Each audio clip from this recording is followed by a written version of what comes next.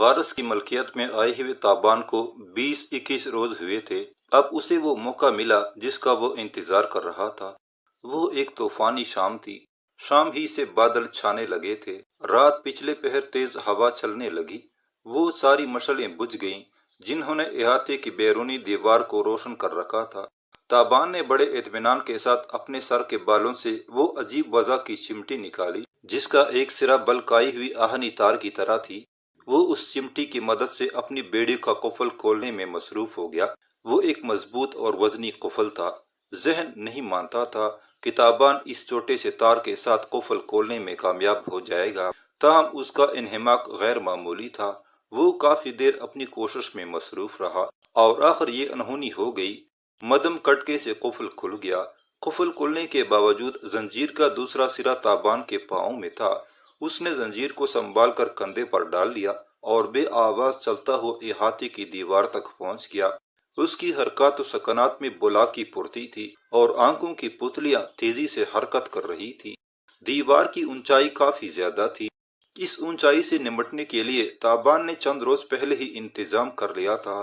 کسی بگھی کا ٹوٹا ہوا ایک طویل بانس احاطے میں درختوں کے نیچے پڑا تھا۔ یہ بانس تابان نے دیوار کی جڑ میں پتوں کے نیچے چھپا دیا تھا۔ اندھیرے میں ٹٹول کر اس نے بانس برآمد کیا۔ اس نے کھیل تماشوں میں انگنت مرتبہ بازیگروں کو بانس کے ذریعے اونچی چھلانگیں لگاتے دیکھا تھا۔ اولمپیائی کھیلوں میں بھی اس قسم کے بہت سے مقابلے ہوتے تھے۔ تابان خود بھی اس طرح کی چھلانگ لگا سکتا تھا۔ اس نے کندھے پر رکھی ہوئی زنجیر کو گلے میں ڈال کر ایک گرا دی، پھر دیوار سے اپنا فاصلہ مقرر کیا اور بھاگ کر بانس کے ذریعے چھلانگ لگا دی۔ اگلے ہی لمحے وہ بندر کی طرح دیوار سے لٹکا ہوا تھا۔ اس نے کوشش کر کے بانس کو بھی گرنے سے بچا لیا تھا۔ تیز ہوا میں 2 بالش چوڑی دیوار پر چلنا خاصا دشوار تھا۔ تابان نے 5-6 گز کا فاصلہ بمشکل طے کیا اور محل کی چھت پر پہنچ گیا۔ جھک کر چلتا ہوا وہ چھت کے مشرقی سرے کی طرف بڑھا۔ اسے معلوم تھا وہ منڈیر سے لٹک کر بآسانی محل کی بغلی گلی میں چھلانگ لگا سکتا ہے۔ اس چھلانگ کے کامیاب ہونے کا مطلب تھا وہ غارس جنوب کی قید سے آزاد ہو گیا ہے۔ تاہم وہ ابھی منڈیر سے خاصا دور تھا کہ اسے ٹٹک کر رکنا پڑا۔ گرد و غبار کے باوجود اس کی تیز نظر نے منڈیر پر کچھ سایوں کو متحرک دیکھ لیا تھا۔ بجھی ہوئی مشعلوں کے قریب وہ چوکس نظر آ رہے تھے۔ تابان اوندے منہ چھت پر گر گیا اور رینگتا ہوا سیڑھیوں کی طرف سرک گیا تھا۔ بہتر یہی تھا کہ اب وہ چھت سے گزرنے کا ارادہ ترک کر دے اور محل کی زیریں منزل پر پہنچ کر کسی کھڑکی سے نکلنے کی کوشش کرے۔ یہ حربہ وہ پہلے بھی کئی مکانوں پر آزما چکا تھا۔ سیڑھیاں اتر کر وہ محل کے اس حصے میں پہنچ گیا جہاں ایک طویل قطار میں ملازموں اور کنیزوں کی کوٹھریاں تھیں۔ یہاں پہرے کا انتظام نہ ہونے کے برابر تھا۔ ان کوٹھریوں کی عقبی کھڑکیاں جس راہداری میں کھلتی تھیں وہاں سے بیرونی 4 دیواری زیادہ دور نہیں تھی۔ تابان نے سوچا کہ وہ کسی خالی کوٹھری میں گھس کر باہر نکل جائے۔ دفعتاً ایک قریبی کوٹھری سے اسے مدھم آواز سنائی تھی۔ کسی عورت نے سسکی لے کر کوئی بات کی تھی۔ تابان نے اس کوٹھری میں جھانکنے کی کوشش کی۔ ایک کھڑکی کی درز سے وہ اندر کا منظر دیکھنے لگا۔ تنگ سی کوٹھری تھی جس میں ایک عورت کی ضرورت کا معمولی سامان پڑا تھا۔ 2 صندوق، ایک چارپائی، کونٹیوں پر لٹکے ہوئے چند زنانہ لباس، زیوس دیوتا کی ایک پرانی مورتی، ایک انگیٹھی اور چند برتن۔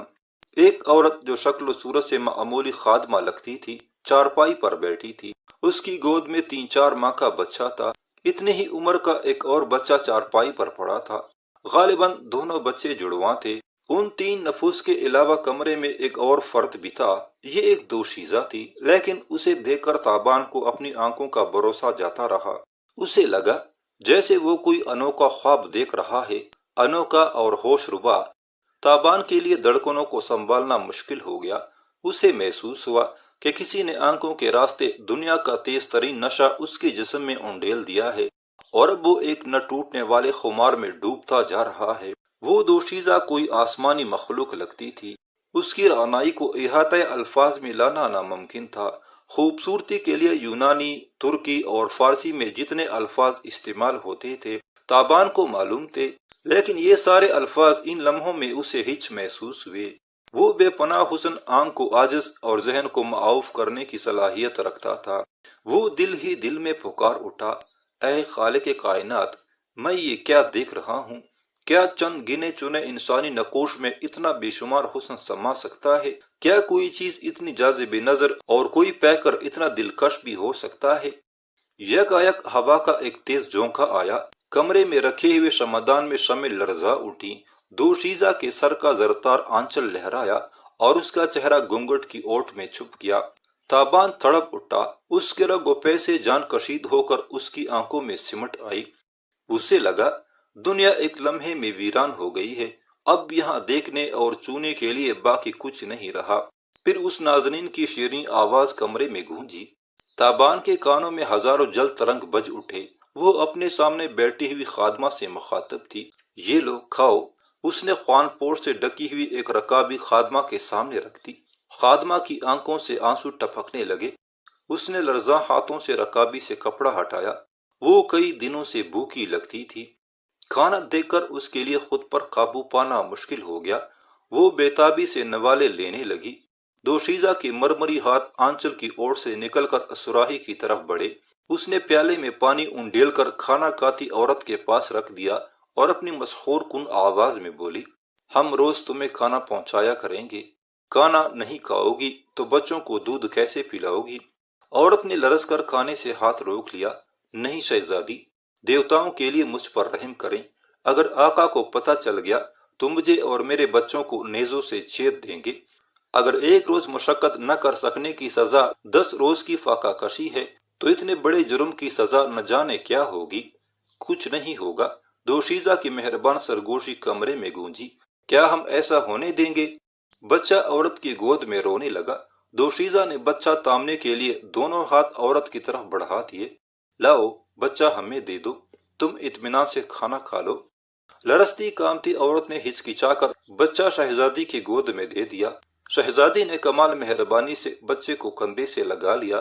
ایسے میں ایک بار پھر اس کے چہرے سے آنچل ڈلک گیا۔ گپ اندھیری رات میں یکایک سورج نصف نہار پر چمک اٹھا۔ تابان کی آنکھیں خیرہ ہونے لگی۔ اسے خدشہ لاحق ہوا کہ کچھ دیر اسی طرح کمرے میں دیکھتا رہا تو اس کے حواس کام کرنا چھوڑ جائیں گے اور وہ راکھ کے ڈھیر کی مانند فرش پر پڑا نظر آئے گا۔ تاہم اس خدشے کے باوجود وہ اس چہرے سے نگاہیں ہٹانا نہیں چاہتا تھا، ہٹا ہی نہیں سکتا تھا۔ ایکا ایکی ہوا کا ایک جھونکا اور آیا۔ یہ جھونکا پہلے جھونکوں سے شدید تھا۔ کمرے میں رکھا ہوا شمعدان بجھ گیا۔ وہ حسن مجسم ایک بار پھر نگاہوں سے اوجھل ہو گیا۔ تابان چند لمحے بے حس و حرکت کھڑا رہا۔ ان چند لمحوں میں اس نے بہت کچھ سوچ لیا۔ وہ جس جگہ کھڑا تھا وہاں سے غارس کے محل کو خیر بات کہنا زیادہ دشوار نہیں تھا۔ آزادی چند قدم کے فاصلے پر تھی، لیکن نہ جانے کیوں تابان کو یہ آزادی بے معنی محسوس ہوئی۔ زندگی میں پہلی مرتبہ اس کا دل قید رہنے کو چاہا۔ وہ تھوڑی دیر بے خیالی میں کھڑا اپنے گنگریالے بال سہلاتا رہا، پھر ایک گہری سانس لے کر واپس زینوں کی طرف مڑ گیا۔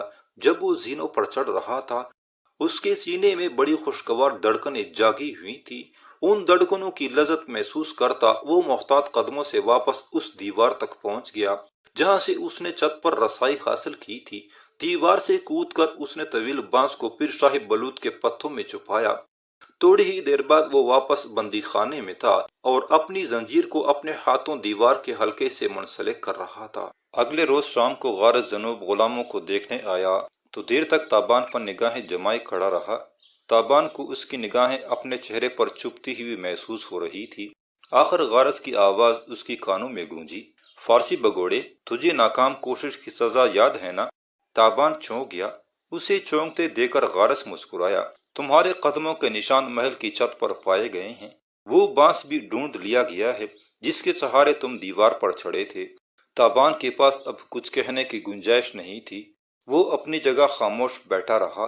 غارس نے گرجدار لہجے میں بندی خانے کے نگران کو حکم دیا، اس کے سر سے یہ چمٹی اتار لو اور اس کے پاؤں کے لیے ایسی زنجیر لاؤ جس میں قفل نہ ہو۔ یاد رکھو یہ ہر قسم کا قفل کھولنا جانتا ہے۔ نگران نے ادب سے سر جھکایا، تابان کے سر سے چمٹی اتاری اور دوسری زنجیر کے لیے چلا گیا۔ تابان نے دیکھا ایک دوسرا نگران سر جھکائے کھڑا ہے اور ہولے ہولے کانپ رہا ہے۔ یہ وہی شخص تھا جس کی نگران آنکھوں کو رات تابان نے دھوکہ دیا تھا۔ غارس نے گرج کر کہا، اپنی سزا جانتے ہو؟ نگران اوندے منہ زمین پر گر گیا اور گڑ گڑا کر بولا، ہاں میرے آقا، میں جانتا ہوں، لیکن دیوتاؤں کے صدقے میری جان بخشی کی جائے۔ کچھ دیر گمبھیر خاموشی طاری رہی، پھر غارس کی بے ہنگم آواز گونجی، تمہارا جرم ناقابل تلافی ہے۔ نگران آنسو بہاتے ہوئے اٹھ کھڑا ہوا، اس کے چہرے پر موت کی زردی کھنڈ گئی تھی۔ تابان کو لگا جیسے وہ ایک ہی لمحے میں زندہ لاش بن گیا ہے۔ ایک کاہن نما شخص نے آگے بڑھ کر معتوب نگران سے کچھ سرگوشیاں کی۔ اس گفتگو کے بعد نگران خاموشی سے سیڑھیوں پر چڑھ کر بندی خانے کی چھت پر چلا گیا اور وہاں سے ایک سیاہ پتھر پر کود کر جان دے دی۔ خودکشی کا یہ منظر جتنا اچانک تھا، اتنا ہی لرزہ خیز بھی تھا۔ دیکھتے ہی دیکھتے ایک انسان فنا کے گات پر اتر گیا تھا۔ تابان اور دوسرے غلاموں کے چہروں پر آندھو کی گہری پرچھائیاں لرز گئیں۔ بندی خانے سے رخصت ہوتے وقت غارس نے حکم دیا کہ تابان کو 100 کوڑے لگائے جائیں اور 10 روز فاقہ کشی کی سزا دی جائے۔ اگلے روز تابان کو 100 کوڑے پڑے۔ یہ کوئی معمولی کوڑے نہیں تھے۔ پشت کی کال جگہ جگہ سے ادڑ گئی اور خون ایڑیوں تک بہہ نکلا۔ تاہم تابان نے یہ تمام کوڑے ایک ہی بار میں کھائے اور کوڑا زنی کرنے والے اس کی سخت جانی پر بہت حیران ہوئے۔ بعد ازاں 10 یوم کے لیے تابان کو قید تنہائی میں ڈال دیا گیا۔ 8 پہر میں اسے چند گھونٹ پانی اور روٹی کا چوتھائی ٹکڑا دیا جاتا۔ تنہائی اور بھوک کا عذاب تابان کے خونچکا زخموں پر نمک پاشی کر رہا تھا۔ وہ تاریک کوٹری کے فرش پر لیٹ کر پہروں سوچتا رہتا، کیا اس رات اس نے سچ مچ کوئی حسین دوشیزہ دیکھی تھی یا یہ صرف اس کا خواب تھا؟ کبھی کبھی وہ سوچتا، کہیں وہ قدیم یونانی داستان کی وہ حسین دیوی تو نہیں تھی جو تاریک راتوں میں چپکے سے لوگوں کے گھروں میں اترتی تھی اور ایفروڈائٹ کی مورتی کے سامنے ایک ایسا آئینہ رکھ جاتی تھی جس میں صورت دیکھنے والا ہر فرد حسن لازوال کا مالک بن جاتا تھا؟ یا پھر وہ کوہ اولمپس سے اترنے والی وہ پری تھی جو رات بھر شہر پیلا کی گلیوں میں گھومتی تھی اور روتے بچوں کو لوریاں دیتی تھی؟ لیکن کیا کوئی پری یا دیوی اتنی حسین ہو سکتی ہے؟ وہ کون تھی؟ اس رات وہ وہاں کیا کر رہی تھی؟ ایک کنیز کو شاہی برتنوں میں کھانا کھلانا، اس کے بچے کو گود میں لے کر پچکارنا، محبت اور انس کی باتیں کرنا، یہ سب کیا تھا؟ سوچ سوچ کر تابان کا دماغ پھٹنے لگا۔ جب اس کی قید تنہائی ختم ہوئی تو پھر اپنے ساتھیوں سے آ ملا۔ روزمرہ کی مصروفیات شروع ہو گئی۔ تابان کی نگاہیں محل کے در و دیوار میں ہر وقت اس حسن بے مثال کی متلاشی رہتی۔ اس نے اپنے ساتھیوں سے بھی سن گن کر لی۔ پتہ چلا کہ غارس جنوب کی ایک جوان سال بیٹی ہے جسے شہزادی مارشا کہا جاتا ہے۔ سنا ہے وہ بے حد حسین ہے، لیکن اس کی صورت بہت کم لوگ دیکھنے پاتے ہیں۔ مرد تو مرد، وہ عام عورتوں سے بھی پردہ کرتی ہے، صرف اس کی آنکھیں نقاب سے باہر رہتی ہیں۔ اسی وجہ سے بعض لوگ خیال کرتے ہیں کہ وہ حسین نہیں بلکہ بدصورت ہے۔ اس کے چہرے پر کوئی بدنما داغ ہے جسے وہ چھپانے کی کوشش کرتی ہے۔ ویسے وہ بے حد ہمدرد اور غم گسار ہے۔ ہر شخص اس کی تعریف کرتا ہے۔ شہزادی کے خاص غلام اور کنیزیں ایسے لوگوں کی جستجو میں رہتے ہیں جنہیں کسی بھی طرح کی مدد کی ضرورت ہو۔ وہ خود بھی ایسا کوئی موقع ہاتھ سے نہیں جانے دیتی۔ ہر شخص اس بات پر متفق ہے کہ شہزادی کے اندر کسی نہایت نیک پاک روح کا بسیرا ہے۔ تابان کے ایرانی ساتھی نے ایک واقعہ سناتے ہوئے کہا، چند ماہ پہلے اپنے والد سے 2 غلاموں کی جان بخشی کرانے کے لیے شہزادی نے کھانا پینا چھوڑ دیا تھا۔ جب 3-4 روز وہ بھوکی پیاسی رہی تو محل میں کوہرام مچ گیا۔ محل کے سب غلاموں اور ملازموں نے شہزادی کا ساتھ دیتے ہوئے بھوکا رہنا شروع کر دیا۔ چھٹے روز آقا غارس کو گھٹنے ٹیکنے پڑے اور دونوں غلاموں کی جان بخشی کرنا پڑی۔ ایسے ہی بے شمار واقعات ہیں جنہوں نے شہزادی کو محل میں اور محل سے باہر ہر دل عزیز بنا رکھا ہے۔ اتنی چھوٹی سی عمر میں ایسی ہر دل عزیزی کسی کسی کو نصیب ہوتی ہے۔ شہزادی کو دوبارہ دیکھنے کا اشتیاق تابان کے دل میں دن بدن بڑھتا جا رہا تھا، مگر وہ ان در و دیوار سے بہت دور تھا جہاں اس ملکہ حسن کا گزر ہوتا تھا۔ باغ کا کام مکمل ہو چکا تھا اور آج کل تابان اپنے ساتھیوں کے ساتھ محل سے باہر کام کر رہا تھا۔ محل کے 3 اطراف میں ایک خندق کھودی جا رہی تھی۔ یہ خندق 30 قدم چوڑی اور ایک عام نہر سے دگنی گہری تھی۔ 40-50 غلام صبح سے شام تک کھدائی میں مصروف رہتے تھے۔ تابان نے دیکھا تھا کہ چند دوسرے امراء کے مکانوں کے گرد بھی ایسی ہی خندقیں کھودی جا رہی تھی۔ بعض مکانوں کے صدر دروازے یا بیرونی فصیل کو بھی مضبوط بنایا جا رہا تھا۔ تابان ان تیاریوں کی وجہ سمجھتا تھا۔ در حقیقت شہر میں یہ افواہیں گردش کر رہی تھی کہ عنقریب ایتھنز پر حملہ ہونے والا ہے۔ حملہ آوری ایک مقدونوی شہر پیلا کے لوگ بتائے جاتے تھے اور ان کے سردار کا نام سکندر لیا جاتا تھا۔ سکندر کے بارے میں تابان بہت کم جانتا تھا۔ ہاں، سکندر کے باپ شاہ فیلقوس کا نام اس نے کئی بار سنا تھا۔ اسے معلوم تھا کہ شاہ فیلقوس ایک بہادر جری سپہ سالار تھا اور 2-3 برس پہلے اس نے اہل ایتھنز پر حملہ کر کے انہیں زبردست شکست دی تھی۔ تابان کے ساتھی سکندر اور اس کی سپاہ کا اکثر ذکر کرتے تھے۔ ان کا خیال تھا کہ سکندر اگرچہ کم عمر ہے لیکن وہ اپنے باپ کا صحیح جانشین ثابت ہوگا، اور اگر اس نے مشتعل ہو کر ایتھنز کا رخ کر لیا تو اہل ایتھنز کو عبرتناک شکست سے کوئی نہیں بچا سکے گا۔ ایک روز جب تابان اور اس کے ساتھی غلام سخت دھوپ میں کھدائی کا کام کر رہے تھے، شمالی سرحد سے آنے والے چند اور غلام ان کے ساتھ شریک ہو گئے۔ وہ اپنے ساتھ شمالی سرحد کی بہت سی خبریں لے کر آئے تھے۔ سکندر اور اس کی فوج کے متعلق بھی انہیں معلومات حاصل تھیں۔ ان میں سے ایک نے بتایا کہ سکندر ان دنوں اپنی دارالحکومت پیلا سے نکلا ہوا ہے اور باغی قبیلوں کی سرکوبی میں مصروف ہے۔ ہائی مس نامی پہاڑ کی نواحی وادیوں میں سکندر کی فوج ان بربری قبائل سے برسرے پیکار ہے جو پہاڑوں سے اتر کر شہری آبادی میں لوٹ مار کرتے ہیں۔ اس شخص نے بتایا کہ بربری قبائل کے ساتھ نوجوان سکندر کا ایک معرکہ ان کی آنکھوں کے سامنے ہوا تھا۔ بربری قبیلے بلندی پر تھے۔ انہوں نے اپنے سامنے جنگی گاڑیوں سے ایک دیوار بنا رکھی تھی۔ منصوبہ یہ تھا کہ جب سکندر اپنی فوج کے ساتھ یلغار کر کے ان کی طرف بڑھے گا تو وہ اوپر سے جنگی گاڑیاں لڑکا دیں گے۔ سکندر کو اس چال کا علم بروقت ہو گیا، لیکن حملہ بھی ضروری تھا۔ اس نے اپنے بہادروں کو حکم دیا کہ لمبی ڈالوں کے ساتھ یلغار کریں۔ جب اوپر سے دشمن کی گاڑیاں لڑکتی ہوئی آئیں تو اپنی صفوں میں خلا پیدا کر کے گاڑیوں کے گزرنے کا راستہ بنائیں۔ جو سپاہی بروقت ایسا نہ کر سکیں وہ اوندے منہ گر کر ڈالیں اپنی کمر پر رکھ لیں۔ گاڑیاں ان کے اوپر سے بعافیت گزر جائیں گی۔ سکندر کے ہونٹوں سے نکلی ہوئی ہر بات پر اس کے جاننثاروں نے بے خوف و خطر عمل کیا۔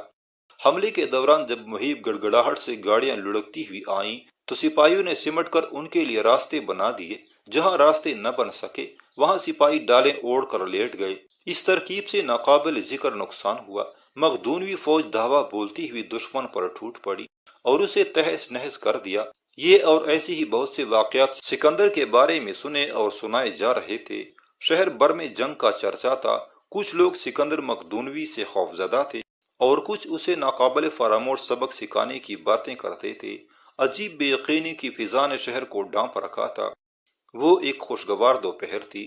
خندق کھودنے والے کارندوں کو ایک گھڑی آرام کی مہلت تھی۔ تابان اپنے ایرانی ساتھی کے ساتھ ایک سایہ دار پیڑ تلے آ بیٹھا۔ اس ایرانی کا نام ہوشمند تھا۔ چند سال پہلے ہوشمند نے اپنے کسی آقا کے پاس سے فرار ہونے کی کوشش کی تھی، جس کی سزا میں اس کے ایک پاؤں کی انگلیاں کاٹ دی گئی تھی۔ لہذا ہوشمند تھوڑا سا لنگڑا کر چلتا تھا۔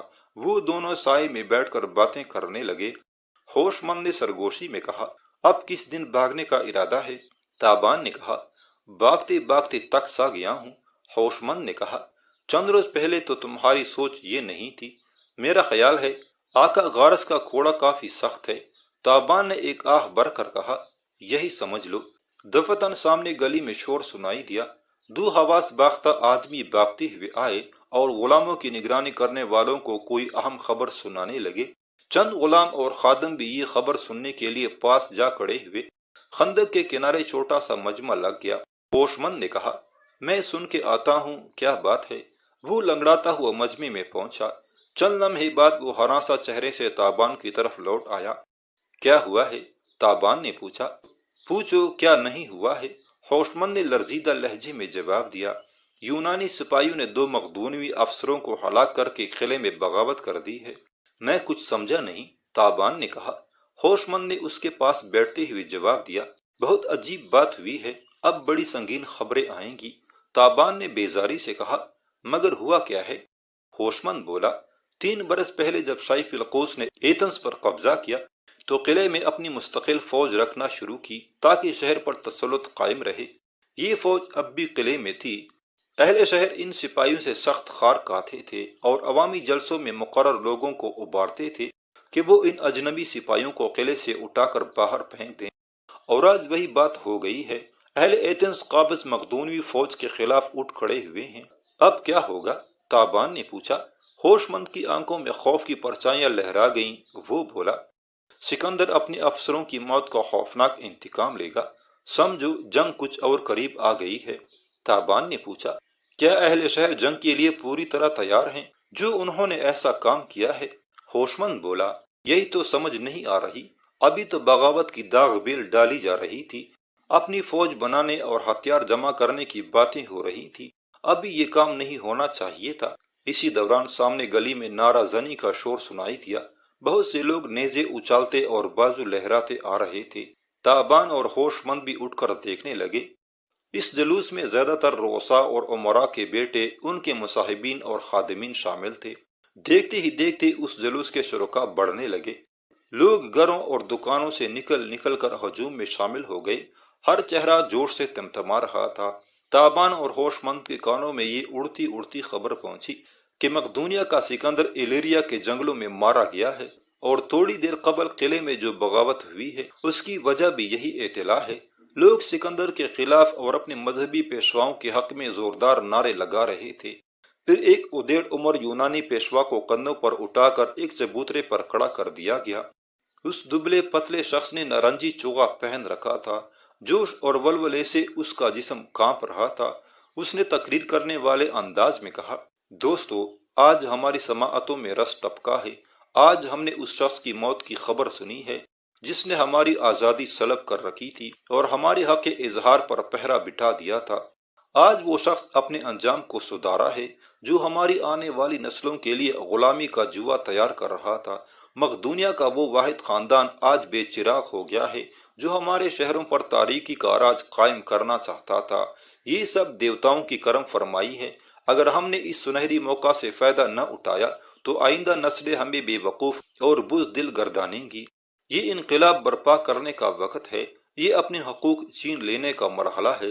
مقرر کا جوش اور سامعین کا ہجوم بڑھتا جا رہا تھا، تاہم تابان اور اس کے ساتھی یہ ہنگامہ مزید نہ دیکھ سکے، کیونکہ ان کے نگرانوں نے کھوڑے لہرا لہرا کر انہیں واپس کام پر آنے پر مجبور کر دیا تھا۔